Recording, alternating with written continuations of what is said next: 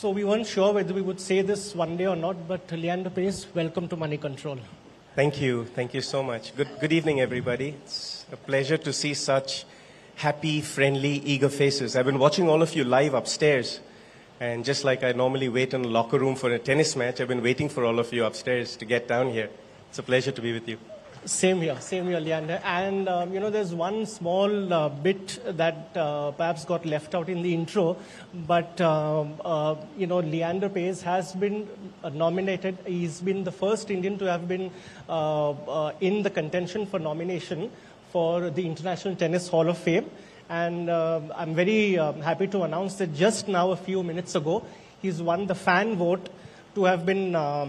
that is one of the processes that takes place when one is inducted into the Hall of Fame. So that's one big hurdle that we've crossed, Leander. And congratulations to you. Congratulations to all of you. As I've said, I may have won 18 Grand Slams, but it's got every Indian's name on it. I couldn't have done it alone. So. And first Asian male and first Indian to be in the race for the International Hall of Fame. That's an acknowledgement for Leander's great tennis career. Thank you. So congratulations, Leander. Leander, so we'll ask you just a few questions on money and, your relationship with money and tennis. I want to start right where you started in your Calcutta days. So you're a born and brought up typical Calcutta boy. Tell me how was it growing in Calcutta and how was it growing in a family of athletes? Your mother has been on the national basketball team and your father, Dr. Paes, was also an Olympian hockey player. I think he played, 1972 Munich Olympics. So how was it growing up in a family of athletes? I mean, any pressure to become an athlete yourself or how was it? It's quite unique when you wake up in the morning for breakfast and you're not the best athlete on the table. I grew up to a mother who is 5 feet nothing, and she captained the Indian basketball team. Tremendous intuition, tremendous talent, raw talent for speed and for understanding balance of the body movements. My father, on the other hand, was 6'3", and he was the center half of the 1972 Indian hockey team that went to the Munich Olympics. Now, a few of you all remember, quite unique that we're talking about it today, but Palestinian terrorists had taken Israeli athletes hostage. And the Olympic Games in Munich were shut down for 4 days. The Indian contingent team were living bang opposite the building of the Israeli team. And that's how the 10,000 athletes in the Olympic Village are housed. Well, the windows were boarded off, the televisions were removed from the rooms, the newspapers were shut down. No civilian could get into the Olympic Village and no athlete could get out. The games were shut down for 4 days. And not sure what my parents were thinking because I was conceived in those 4 days. I was born in June 73 with the genetics, as you see. Both my parents were in peak performance, and hence I am a big believer in genetics. It's one of the reasons why I'm interested in today, because I believe we Indians are very cerebral. And we're very cerebral because our focus is on academics, our focus is on business, our focus is on, even the best corner shops in the world, let alone the doctors and lawyers, all come from India. The best bankers come from India. It's all genetics. And I feel like growing up in a household of athletes, our passion for the human mind, the human body, the human spirit is vast in knowledge. I'm very thankful to my parents for that knowledge. And लोग पूछते थे बचपन पे कि औकात क्या है Wimbledon जीतने के लिए, पहला खेल के दिखाओ. तो आज कह सकते हैं कि 6 बार तो जीत चुके हैं. So I'm pretty happy with my career, and I'm very blessed to have the parents I have. Very grateful to them. Good. And so, Leander, when you were growing up, how was it like, starting to play tennis at such a young age, and especially in a country like India, where we know that tennis is an expensive sport? It's not like you can pick up a bat or you can pick up a ball or a makeshift bat and a ball and try and play gully cricket. You can't play gully tennis, right? You have to be a member of a club, or you have to, your equipments also cost a lot. So what was it like starting to play tennis in an environment in a country where tennis is an expensive sport, is a privileged sport? It was rough. Because I grew up as a footballer. My mother's Bengali, my father's from Goa, Portuguese, and football was my main sport. And one 22-inch in diaphragm football would take care of 22 players. Here you have to buy a tennis racket, you have to buy tennis shoes, clothes, a tennis court. Back in the 80s, we didn't even have international tennis courts in India. We always played on either lawn or bajri. Down south in Madras, which is now Chennai, we played on cow-dung courts, which there's not even one professional tournament played on that surface. So it was rough growing up as a kid. Also, as you rightly said, tennis is such an expensive sport. So when I gave up my dream to be a football champion and to take India to the World Cup, I embarked on another sport that I was not good at. So football was your first choice? Football was, is, and always will be my first choice. Tennis was just a calculated choice because you did pretty well as a tennis player, so it can't be hard to believe that it's your second But don't choice. believe that video. It fools you, you know. I mean, everyone is like, wow, you can dive to your left. Wow, you can dive to your right. It's only because I don't know how to hit a backhand. That's why I'm diving. Okay. So, then when you started playing tennis at an international level, how do you, and this is not just for you, but even for any tennis player, but you can give your example as to how you started planning your calendar year, because most of you all who are here, if you all follow the tennis calendar, I just want to set the context. The tennis is not much played in India. It is played overall globally. So, you have to travel. First, you start your season in Australia. Then you go to America, which is South America, North America. Then again, Europe. And then you go back to the States. And then you come back to Asia, China, and Shanghai, and everywhere. So, there's a lot of traveling, a lot of money planning to be done. So, does it ever, how do you plan your tennis career to get the best bang out of your buck? Is it worthwhile going all the way over there and then seeing that the prize money is not worth it, so I won't play that tournament? How does that feature in your scheme of things? So on the 12th of May 1986, Kezad, I actually gave up my dream for football and chose tennis. My father laughed at me for 6 minutes, but then I turned to him and I said, find me the best tennis academy and give me 52 weeks, and then I will be able to tell you if I can do this or not. Now, some of us are born into legacy. I was watching you earlier, and just as Neil was speaking to you earlier, also born into legacy. So when you have that sense of responsibility that your parents have bled blue, your parents have played for the Tiranga, your parents have represented 1 billion people, there was no other choice than to represent the country. Could have I become a doctor? I would have loved to. Could have I gone into computer sciences? It would have been really easy in school. Could have I just stayed at home and ate mom's food, gone to, the club, spent time with my friends, spent a birthday home, celebrated all my friends? It would have been easy. But I left home at the age of 12. I went to South India. I spent 5 years there learning tennis. I woke up at 4:30 every morning, was on the tennis court at 5 o'clock. We finished the night with 7 hours of tennis, 2 hours of fitness. We were doing schooling as well in a regular school. So by the time you got home at 10 o'clock at night, you were exhausted, so you fell asleep. But to come back to the exact conversation at hand, which is money management, back in the 80s when I started, Indians weren't even allowed an international bank account. There were no foreign credit cards. There was no foreign currency. You could only carry traveler's checks, so at that point I think it was like $300 US equivalent. My coaching at that time, my coach charged me $1,000 US a day. So if I had my coach for 100 days in a year, that was $100,000 US. That's a lot of money. I remember in my 19th year, Kezad, I was in a place called Wolfsburg, Germany. I was $150,000 in debt because my coach at the time was coaching me, training me, and he believed in me. So he said, when you win, you can pay me back. But that meter was ticking all the time.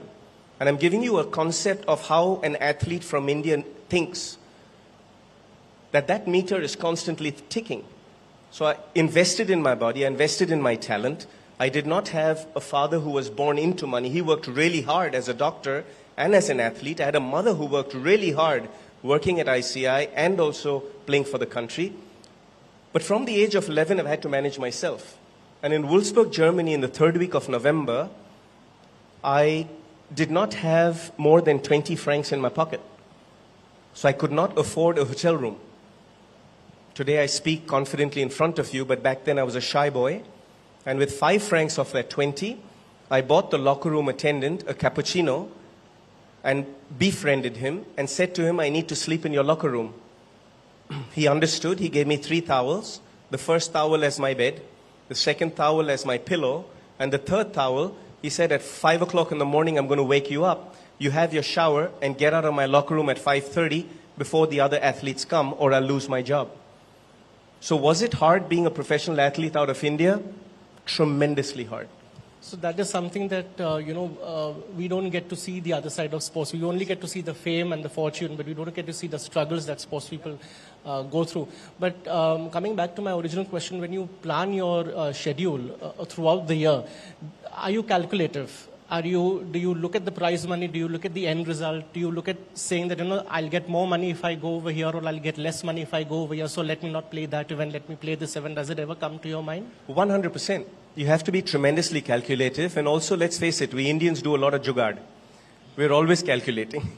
Whether it's our groceries or whether it's our house rents or whether it's our financial investments, we're always looking for that 1%.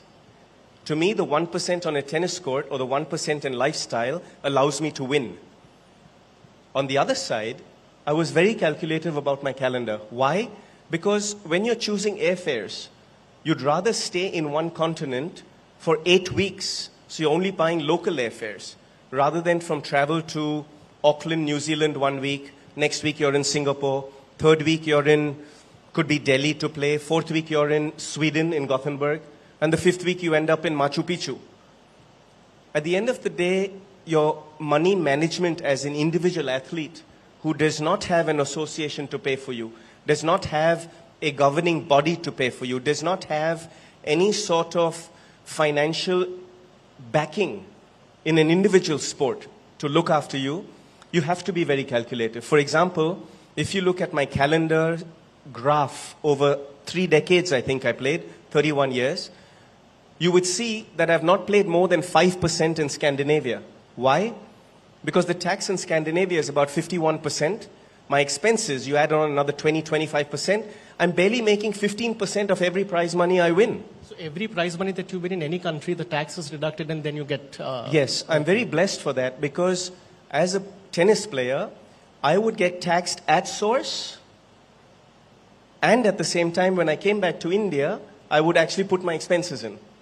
So in the double taxation that we have in India, some countries have a tax relation, some countries don't. So in that conversation, you have to choose the places you play in very smartly. For example, in Australia, I pay 27% tax. In Scandinavia, 51% tax. Other than a Dubai or a Mauritius or a Bahamas, you're paying the highest bracket of tax everywhere you play. So it's impossible to break even. Impossible. As a professional athlete in tennis, unless you're winning Grand Slams, which is then getting you corporate sponsorship, which is then getting you TV time, which is then getting you more corporate sponsorship, it is impossible to break even. Today, which is so unfortunate, even if you're on the top, let me rephrase that. If you're out of the top 100 in singles in the professional tour, you don't make money. If you are out of the top 50 in the doubles tour, you are not making money.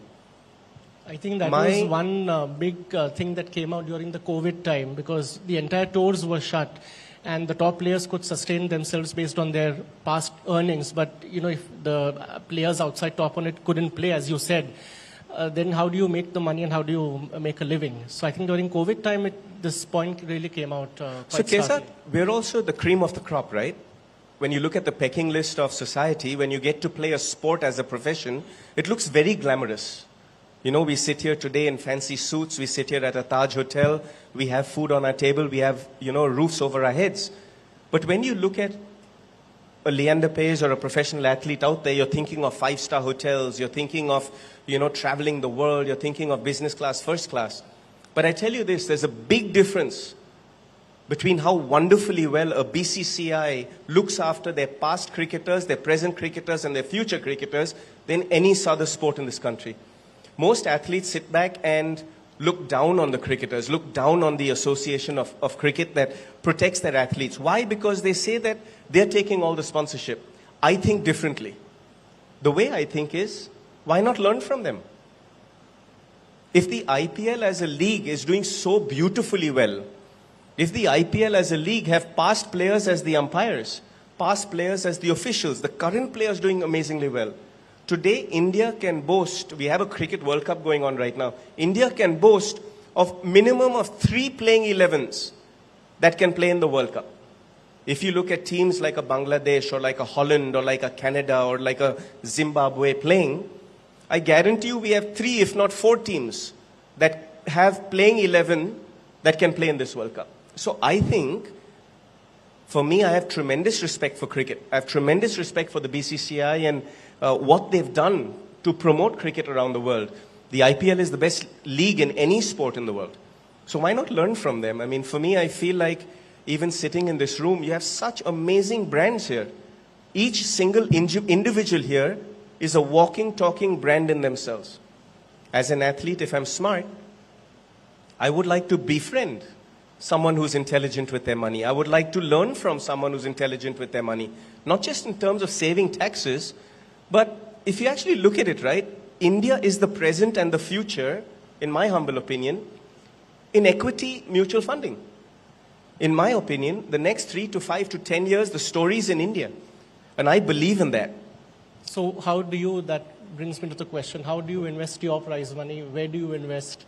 How do you manage your money? Do you manage it on your own? Do you take your own decisions? Or do you have some advisor? How do you go about it? This is recorded live, right? I'm just kidding.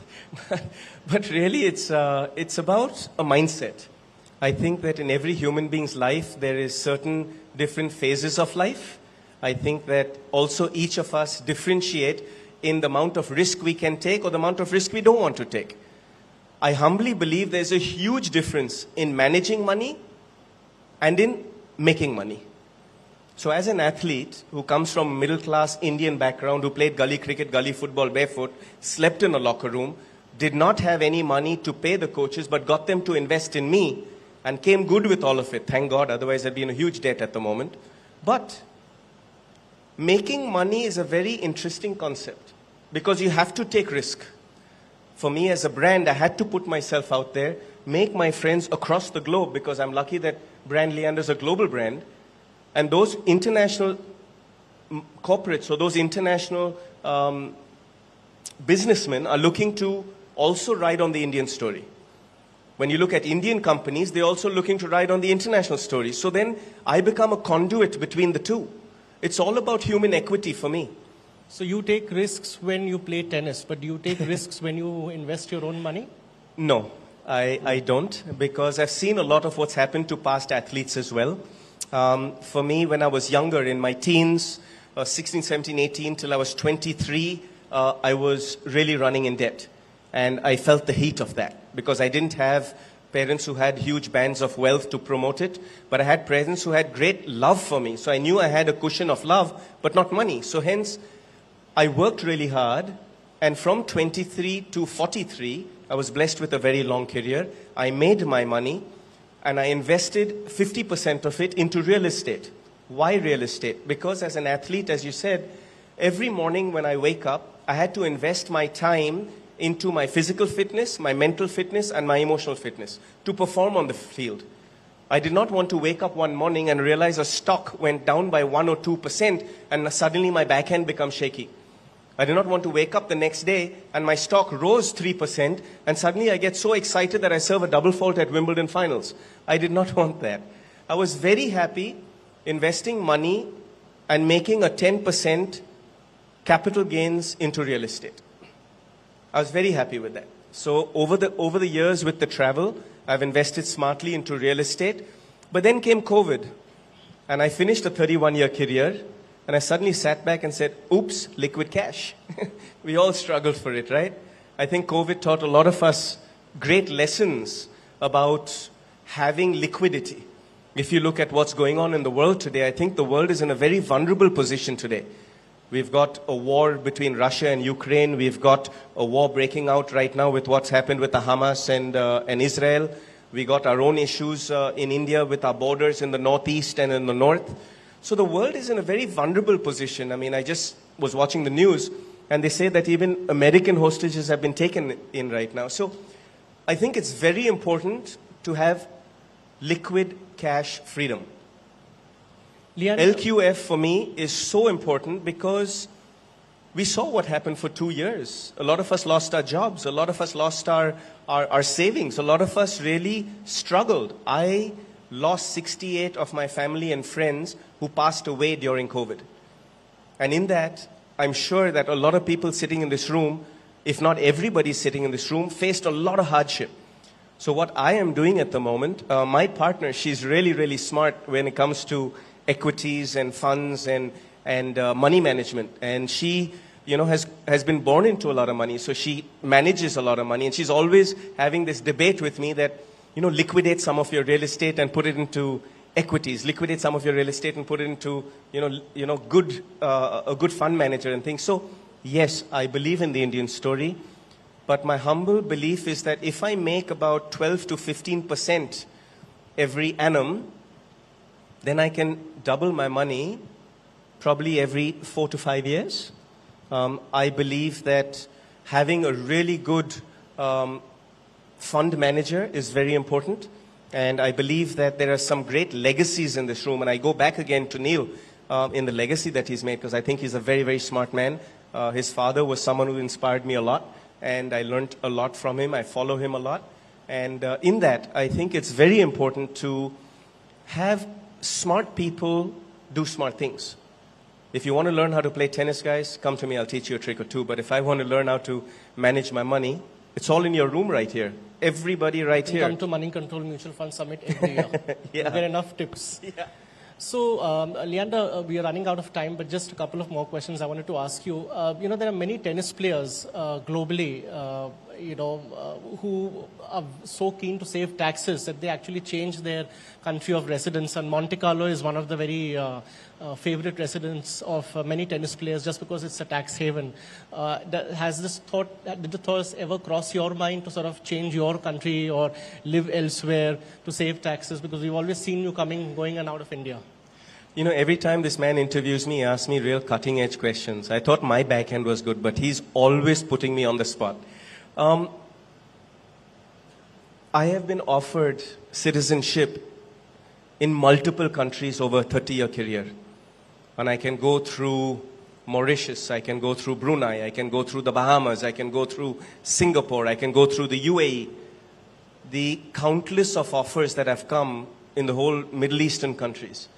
Also, if you look at it as a professional tennis player, winning 18 Grand Slams and playing 7 world record Olympics, the question then arises, would I have made more money in corporate sponsorship if I was from a Thailand, or if I was from a Japan, or if I was from a Singapore? What would a Singapore or a Japan government do for me if I did represent them? Valid question? Let me give you an example of a Marilyn Ottey. You're great on research. Marilyn Ottey was one of the best Caribbean sprinters in the world. Marilyn Ottey has played for 8 countries. 8 countries. 1, 2, 3, 4, 8. But I bleed blue. Every single drop of hard work and sweat and blood in me is for all of you. Why?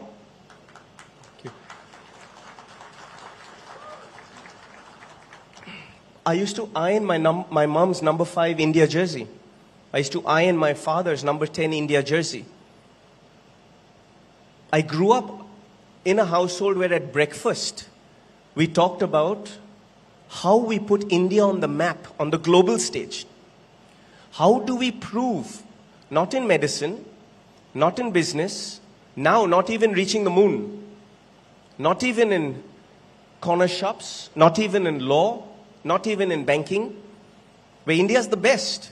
But how do we prove in a profession of sport where physicality, mental toughness, emotional fitness comes into play? Indians are not known for that. Our Indian gene is not known for physical fast twitch fibers. But how could the Paes family prove that we Indians could be world leaders in sport. And that was my dream. But to play for another country, I gave up football for it. Yeah. I was asked to go to Spain and take up a Catalan passport. Because Dad's Portuguese, I could, get a Spanish passport pretty comfortably. But I gave up my dream as a young boy of football, of walking out from an underground locker room with Leander on my back and the whole crowd, 100,000 people screaming at the World Cup. But I gave that up because of Jugaad. I sat back and I realized that in the 80s or the 90s, India was never going to make the Olympics in football. I mean, even today, we don't make the World Cup in football. The Asian World Cup we don't make. And it's growing very fast, football. And I think it's one of the best sports in the world. But I think you have to be very, very smart about the legacy you want to leave behind. You have to be very, very shrewd about what your legacy is, how can you earn a living, and when you do earn a living, investing that money smartly and getting smart people to advise you and help you and look after it, to invest it smartly so that on a rainy day you have it. I'll give you one more anecdote. One of my dearest friends, his name is Michael Jordan. He has a brand that's not too bad. It's called the Jumpman. And Michael Jordan, back in the 80s, was the #1 athlete in the world. Michael Jordan in the 90s was the highest paid athlete in the world. Michael Jordan in the 2000s, when he retired, was the highest paid athlete in the world. He lost it to Tiger Woods for a little bit. But today, Michael Jordan makes $6.8 million every 8.3 days. I'll say it again.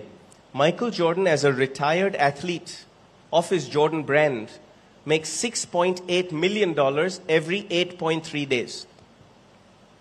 Now, how did he do that? By investing his brand into building partnerships and building businesses with some of the great brands of the world so that he could look after his money management. Smart money decisions, unlike Boris Becker. Yeah. I mean, you get athletes and you get people. Yeah. Let's not just target a Boris Becker or people like that who've had tough times. I mean, Boris is one of my closest friends, and it's really unfortunate what he went to. So I don't think it'll be fair to sit up on the stage here and say anything like that. But also, he's the youngest Wimbledon champion in the world. Yes. So I think it's a matter of intelligence. It's a matter of being fastidious about your money. It's about realizing that winning Grand Slams and trophies is not all it's about. Going there and getting a designation in a job is not all it's about. Sometimes you're born into legacy, so that's your profession. But we live in a world where every individual can have multiple professions. I'm lucky. I mean, I'm 50 today.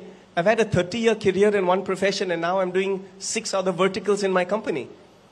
So my dream is India. My dream has always been to put India on the map. And today my dream is that in the next 10 years, if I can get 250 million kids playing sport through the physical athletic education system, the Paes system, India will be a healthier race and a healthier community in 20 years. Wish you all the best for that, Leander. And one last question before we let you go. Going back to your roots in Calcutta, any connection with Mother Teresa? Did you ever meet her? This guy's good, huh? I debated whether to share this with you today. And my partner said, yeah, sure, why not? But Mother Teresa is my godmother. I have a godfather who was my paternal grandmother's eldest brother, and he was the Archbishop of Calcutta. His name is Father Leander de Costa. In our Portuguese heritage, the eldest son of every generation gets the family name. And my name's Leander. Our family name was Leander. So even there, I'm not the best in my family. I'm Leander the fifth. So there are 4 other guys before me, and there's one, my middle sister, Maria's son. He's junior. He's Leander the sixth. But it's beautiful to be born into this family with this mix of culture and mix of legacy. I think that a lot of us in India come from a lot of mix. And I think that's where the courage and the passion and the strength of India comes from. Not only are we the youngest country in the world, but we also are the most diverse country in the world. We also have approximately 745 million kids who are under the age of 29. 80% of that are under the age of 18. The youth is where our power is at. I personally feel, and this is my humble taking, I'm sure a lot of people might not agree with me, but I personally feel India will be a much better country if we have money management as a curriculum in schools.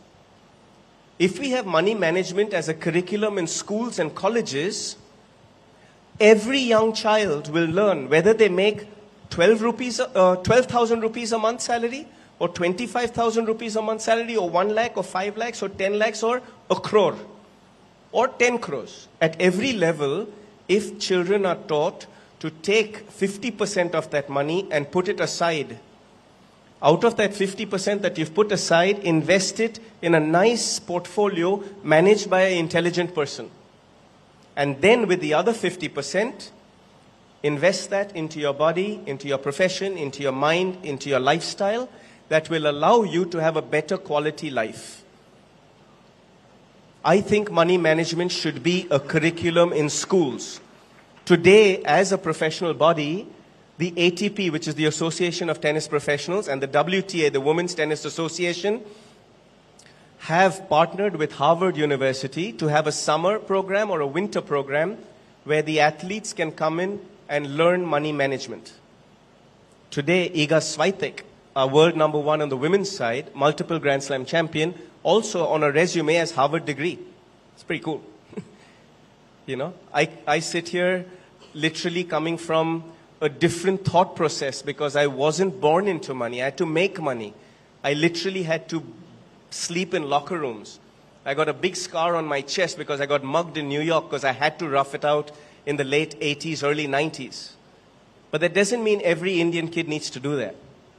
If they learn how to manage their money and make money and then manage it, I think that would be a cool thing to have money management in school. Okay, so we'll end at that note, Leander. Thank you so much for your time. It was lovely speaking to you.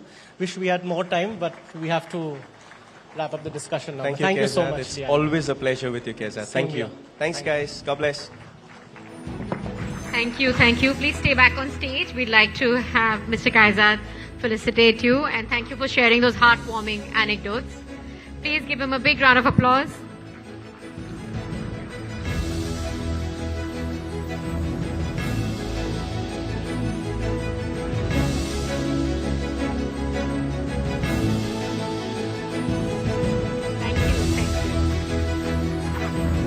Leander, just before you leave, may I ask you one quick question? You answered so many, but one question is that we have so many investors watching us, individual investors, and of course our audience at Moneycontrol. So one single line strategy, one foolproof mantra that you'd like to share with them on the court and off the court for investors. This is a bonus round, is it? A quick one sentence one. You know, Keza just reminded me, he says, you didn't answer my last question. So yes, Mother Teresa used to be at home for meals. Yes, my father was a doctor. Yes, I'm a godson. But I'm very blessed to have learned the skills of what community really means. We are all sitting here at the top of the pecking chain of community. But when it comes down to the streets, I was very lucky to learn that how you give back to community. So 25% of everything that Brand Leander earns goes back to community, goes back to doing good for the underprivileged. And that's something I will continue for the rest of my life. But this is not a promotion of Brand Leander. To answer your question, really it's about building a strategy. I think just as an athlete or just as a businessman, strategy is really important. I believe when it comes to money management, get the smart people as your friends. To manage them. Befriend them. Get them for coffee home. Maybe let them sit in your box at Wimbledon. Maybe bring them over to watch you play at the Olympics.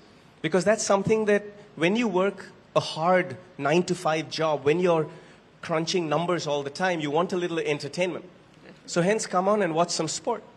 And in turn, ask the right questions, befriend the right people, and build a strategy determined on your appetite. I think it's very important to look at different stages of life, very important to look at risk management. I don't like taking big risks, so hence my investments are pretty solid. But in that, I think there's nothing wrong in investing in startups. It's a high risk thing. Out of 100 startups that you invest in, you'll be lucky if 5 really make it, let alone if 3 do. But if those 2 or 3 do make it, you're probably going to be really, really good. Another friend of mine, to answer your question, Kobe Bryant, he invested his brand into a sports drink. The sports drink's called Body Armor. Kobe Bryant evaluated his brand at that time, saying his brand was worth $6 million to invest into Body Armor. So he didn't put down any money. He said, I have equity stake into Body Armor worth $6 million. Body Armor said, what are we going to get out of it? So he said, my friendships. And they laughed at him.